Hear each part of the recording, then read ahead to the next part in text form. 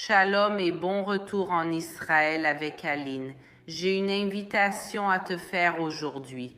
Je veux t'inviter à marcher dans les rues de Jérusalem avec moi. Et aujourd'hui, nous allons faire une promenade très spéciale. Nous allons faire la Via Dolorosa qui commence ici, à l'endroit du jugement de Jésus, et se termine au tombeau vide.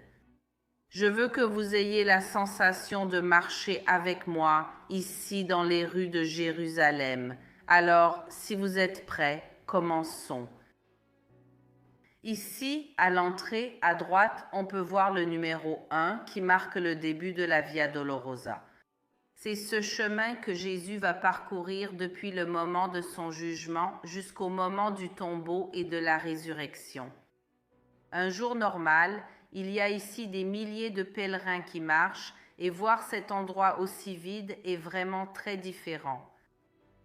Mais nous allons commencer notre visite par cet endroit, juste devant nous. Voici l'église de la flagellation, l'endroit où, juste après avoir été jugé, Jésus a été flagellé. Ici, il sera fouetté, recevra la couronne d'épines et le manteau pourpre. Parce que lorsque Ponce Pilate, le gouverneur romain, le condamne, il veut non seulement tuer Jésus, mais aussi le faire d'une manière extrêmement douloureuse et humiliante. Et, pour cette raison, il inclut de nombreux éléments qui n'étaient pas traditionnels dans les autres crucifixions qu'il pratiquait. Et cela inclut les vêtements, la couronne d'épines, la flagellation et aussi l'humiliation de devoir porter sa propre croix dans les rues de Jérusalem. Et toute cette zone, qui est le début de la Via Dolorosa, est l'endroit où se trouvait la forteresse Antonia, une forteresse gigantesque construite par le roi Hérode le Grand, en l'honneur de Marc-Antoine de Rome. Et c'est à l'intérieur de celle-ci qu'ont eu lieu le jugement, la condamnation et la flagellation de Jésus. Et la dernière chose qui s'est encore passée à l'intérieur de la forteresse, c'est l'endroit où Jésus a reçu la croix, que nous allons voir dans un instant. Et il ne reste plus grand-chose de la forteresse d'origine. L'une des rares choses que l'on peut encore voir, c'est cette partie spécifique du sol qui, oui, a 2000 ans, ainsi que quelques parties des fouilles archéologiques qui se trouvent en dessous. Il y a une zone où l'on peut entrer ici dans le sous-sol, qui est actuellement fermée, mais oui, on a trouvé d'autres parties de la forteresse à quelques mètres en dessous. Et maintenant, oui, nous allons entrer dans le lieu où Jésus a reçu sa croix.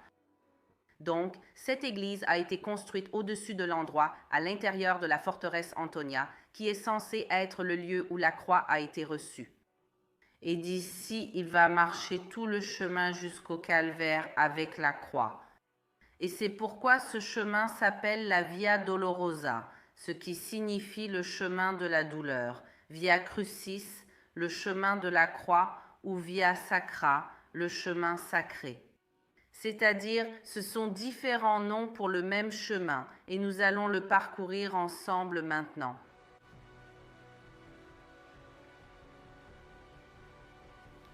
Le chemin fait environ 1 km de long, mais plus que la distance, en réalité, c'est l'élévation qui compte. La majeure partie du chemin est une grande montée entre cet endroit et le calvaire. Alors, notre idée avec cette marche, c'est aussi de vous faire sentir comme si vous marchiez dans les rues de Jérusalem, d'entendre un peu le bruit des rues, de voir à quoi ressemble la ville aujourd'hui et de pouvoir compléter ce chemin qui est si significatif pour tant de personnes à travers le monde.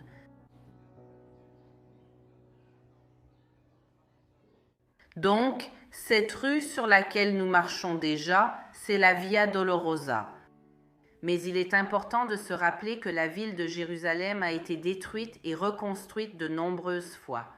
Donc, tout ce que nous voyons maintenant, ou plutôt la plupart des choses que nous voyons maintenant, ne sont pas originales de l'époque de Jésus, mais ce sont des reconstructions ultérieures. C'est pourquoi ce que nous faisons vraiment, c'est suivre le parcours. Une autre différence aussi, c'est qu'aujourd'hui, la vieille ville de Jérusalem est divisée en 4 quartiers. Le quartier chrétien, le quartier musulman, le quartier arménien et le quartier juif. Et justement, la Via Dolorosa, qui est le chemin chrétien, se trouve à l'intérieur du quartier musulman. Pourquoi? Eh bien, parce qu'à cette époque, il n'y avait pas ces divisions. Toute la ville était une ville juive. Et aussi parce qu'entre les quartiers, il y a effectivement des mélanges. Nous marchons dans le quartier musulman, sur un chemin chrétien, mais si par exemple nous regardons ici à notre droite, nous voyons effectivement une église. Et cela nous montre le mélange entre les quartiers. Comme il y a des mosquées dans le quartier juif, il y a des églises et des lieux chrétiens importants dans le quartier musulman, et ainsi de suite. C'est-à-dire qu'il y a un mélange entre les quartiers.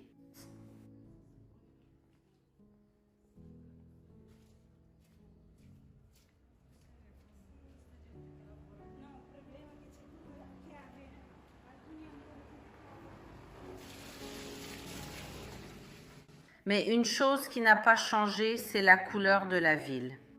Depuis cette époque et jusqu'à aujourd'hui, à Jérusalem, on construit en pierre. Et la pierre locale a cette couleur, qui parfois, avec le soleil, paraît un peu dorée. Cette pierre est calcaire et elle donne sa couleur à la ville jusqu'à aujourd'hui.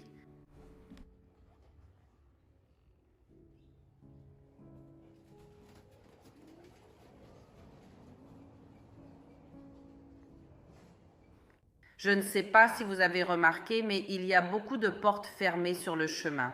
C'est justement à cause de la situation mondiale que nous vivons actuellement. Une partie de ces endroits sont des auberges, des églises, des magasins, des lieux pour les pèlerins. Et donc, puisque les frontières d'Israël jusqu'à présent sont encore fermées, une partie de ces endroits n'a pas encore rouvert non plus. Mais il y a normalement beaucoup plus de mouvements sur la Via Dolorosa un jour ordinaire que ce que vous voyez maintenant.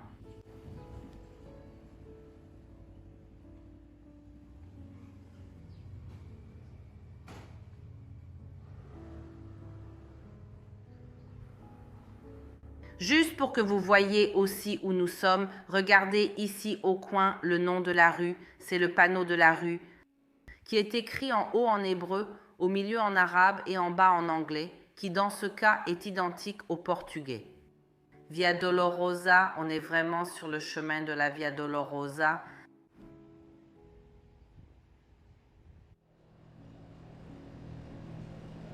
Et maintenant, on est arrivé à un point très important du chemin, mais en même temps un peu controversé. Ici, la Via Dolorosa se divise en deux. La plupart des archéologues, des historiens et des théologiens s'accordent à dire que le jugement de Jésus a eu lieu à la forteresse Antonia, là où nous avons commencé notre marche. Mais elle continue jusqu'au calvaire et au tombeau vide, et là tout le monde n'est pas d'accord. Il y a 2 endroits à Jérusalem qui pourraient être le lieu où cet événement s'est réellement produit. Aujourd'hui, nous allons suivre cette direction et nous allons marcher d'ici jusqu'à l'endroit connu sous le nom de Jardin du Tombeau. Mais si nous continuons par ici, puis tournons à droite et continuons à marcher, nous arrivons aussi au Saint-Sépulcre, qui est une autre tradition ici à Jérusalem. Nous allons vous laisser ici les 2 options, les amis. Vous êtes invités à marcher avec nous jusqu'au Jardin du Tombeau. Mais pour ceux qui veulent découvrir l'autre chemin et le Saint-Sépulcre, nous allons aussi mettre le lien ici en haut pour vous. Pour ceux qui le souhaitent, il y a aussi une vidéo sur la chaîne. Mais continuons notre promenade.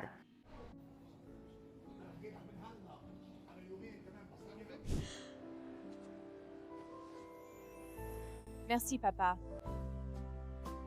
Je vis à Jérusalem. Chaque jour, je marche dans ces rues. Les mêmes pierres et le même sol où le roi David a marché. Je tiens dans mes mains de la terre du mont du Temple, récupérée par des archéologues dans les années 90 lors du projet de tamisage. Temple Mount Swal est la seule entité autorisée à vérifier et certifier son authenticité et son origine. Je suis tellement heureuse, c'est si beau et spécial, mais au-delà de ça, cela a une signification tellement profonde. Je porte avec moi un morceau rare d'histoire provenant du lieu le plus sacré de Jérusalem. Il a tout pour plaire, notre foi et notre famille, un héritage pour des générations. Je pense que c'est un objet que chaque chrétien devrait posséder tant que c'est encore possible. Chaque pièce est livrée avec un certificat signé attestant que vous faites partie des rares à posséder ce trésor. Clique sur le lien dans la description ci-dessous ou scanne le QR code pour recevoir votre lien vivant avec l'histoire biblique. Pour mes abonnés, où que vous soyez, la livraison est entièrement gratuite. Shalom. Et maintenant, revenons à la vidéo.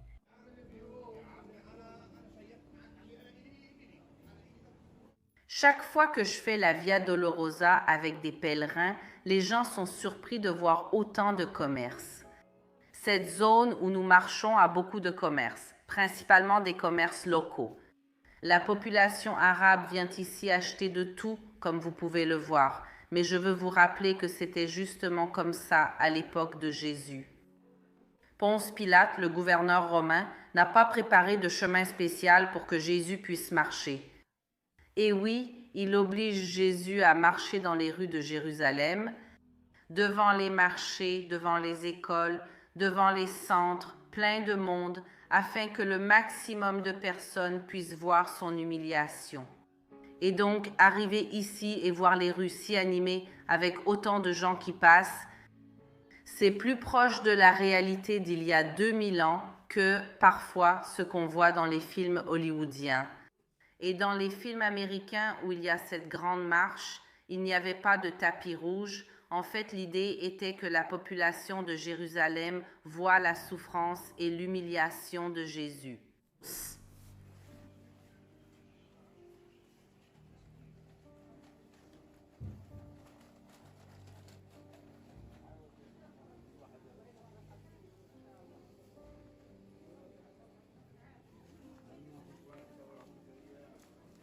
Et je ne sais pas si vous pouvez le voir sur la vidéo, mais la rue est en pente constante. On est tout le temps en train de monter.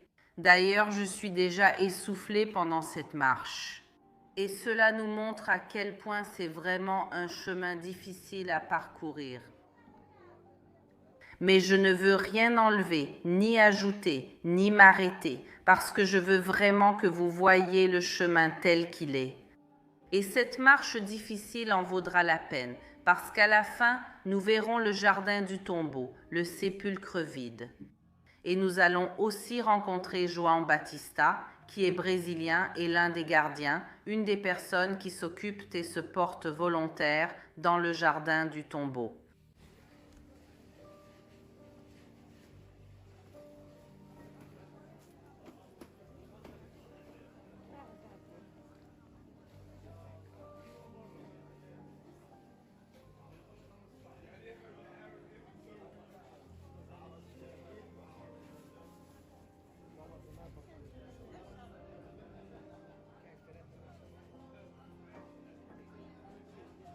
Et déjà au loin, on peut voir une arche. C'est le mur de la ville. Et voici la porte de Damas, l'une des 8 portes de la vieille ville de Jérusalem.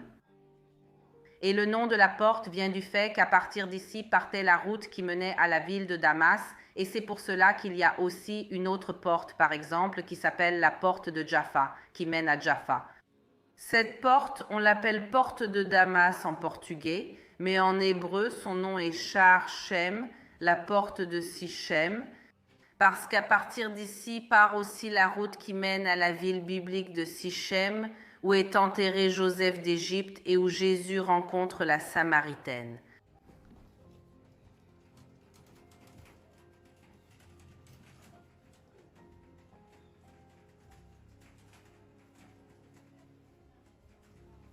Et maintenant, nous sommes en train de traverser la porte. Comme vous pouvez le voir, elle ressemble à un couloir tellement elle est grande. Mais nous devons sortir des murailles, car, comme nous nous en souvenons, la crucifixion de Jésus, ainsi que les autres crucifixions de l'époque, avaient lieu en dehors des murailles.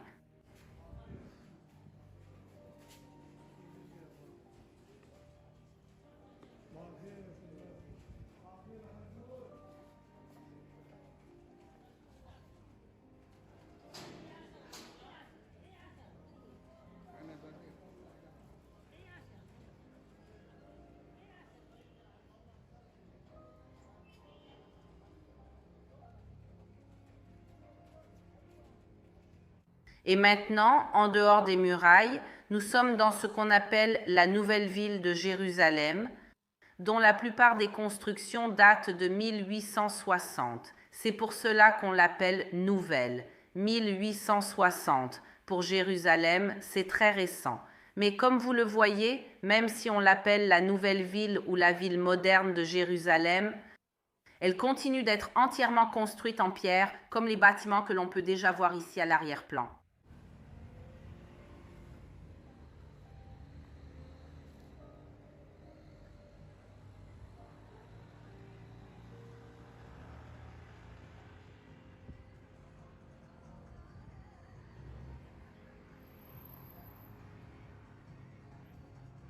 Et maintenant, avec cet escalier que nous venons de monter, nous avons terminé les montées. Nous allons maintenant marcher uniquement sur du plat. Et nous sommes déjà dans la dernière ligne droite de la Via Dolorosa. Dans un instant, vous allez nous voir arriver au jardin du tombeau. Et je vais profiter de cette dernière ligne droite pour vous poser une question. Qu'est-ce qui vous surprend concernant ce chemin ? Vous pensiez que la Via Dolorosa était plus longue, plus courte? Que pensez-vous de ce mouvement de personnes, de ce commerce? Commentez ci-dessous ce que vous pensez de la Via Dolorosa, ce qui vous surprend le plus.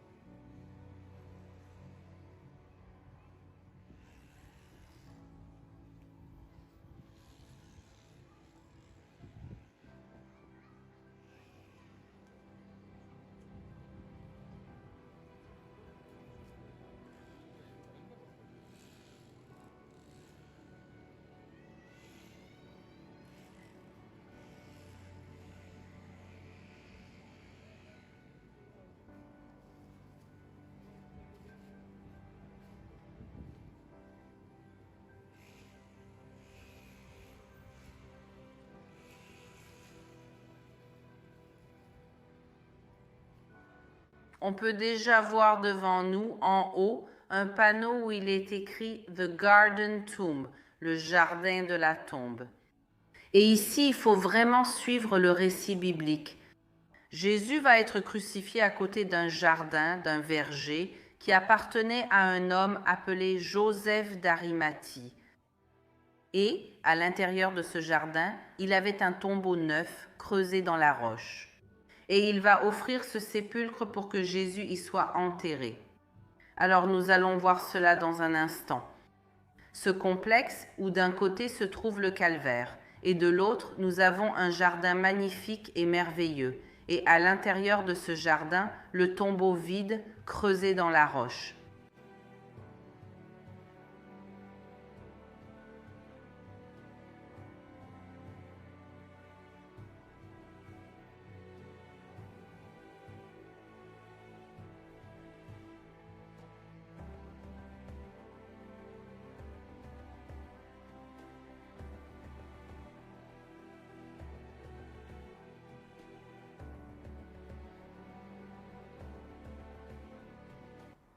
Et ici, vous pouvez voir comment le paysage a déjà changé.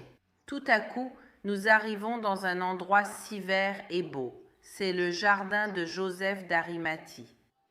Quand la Bible parle d'un jardin, ce n'est généralement pas un jardin comme on l'imagine, avec des fleurs et décoratifs. En fait, c'était un verger, une zone agricole. Et jusqu'à aujourd'hui, les personnes qui entretiennent le jardin préservent cet endroit avec une grande partie des arbres. Fruitiers. Donc la plupart des plantes que vous voyez ici sont des arbres fruitiers. Comme vous pouvez le voir, le passage devant nous est fermé. Pourquoi? Parce qu'ils font des travaux pour améliorer l'accès aux pèlerins qui viennent ici. Et juste derrière ces travaux, cette pierre que vous voyez au fond, c'est le calvaire. Nous ne pouvons pas y accéder pour le moment. Mais je vais vous laisser ici une photo pour que vous puissiez voir à quoi il ressemble. Et aussi, en haut, un lien vers une vidéo que nous avons faite ici dans le jardin, avant le début de ces travaux, où vous pourrez voir de près à quoi ressemble vraiment le calvaire. Mais en ce moment, continuons à marcher dans le jardin, ou plutôt le verger de Joseph d'Arimathie, en direction du tombeau vide.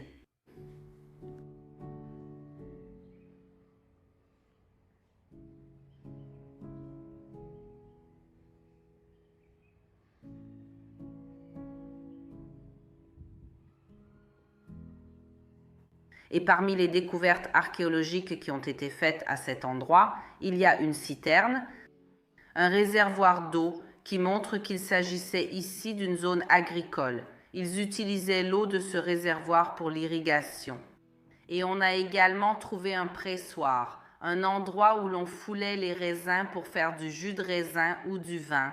Et ce pressoir nous montre, une fois de plus, qu'il s'agissait d'une zone de production agricole.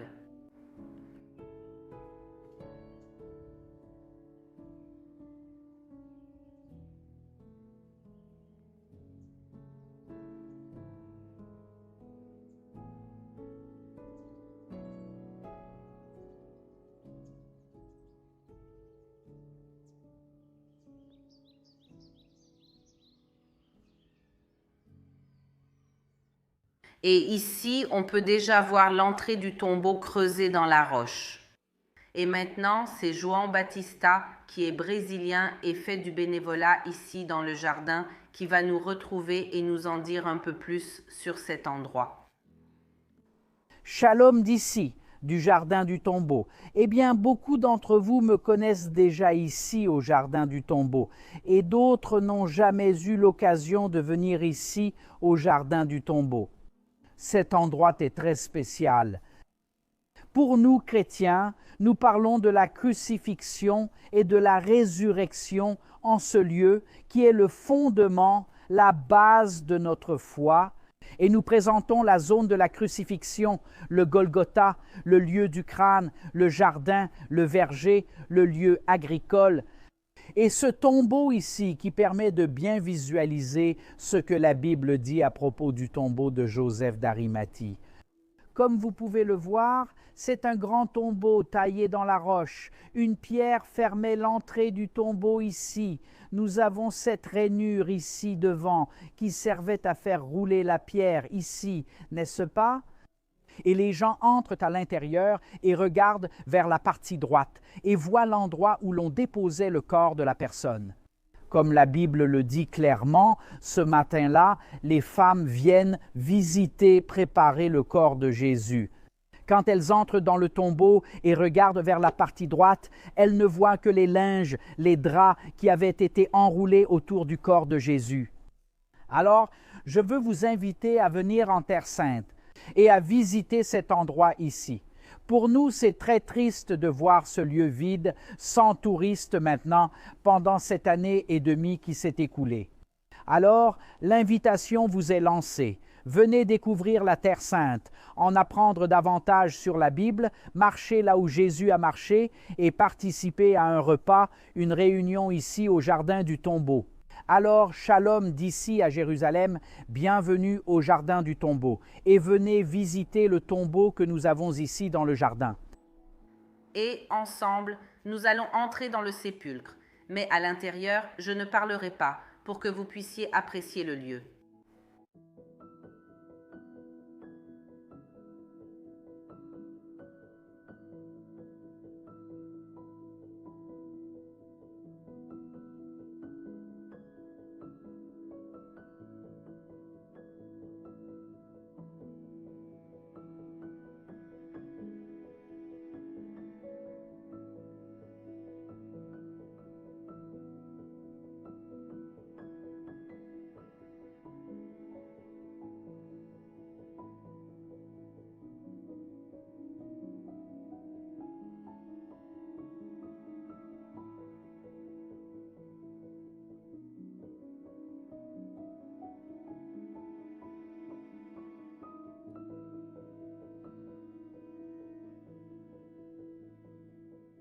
J'espère que vous avez apprécié la sensation de marcher ici dans les rues de Jérusalem et de découvrir des lieux qui ont littéralement changé l'histoire de l'humanité.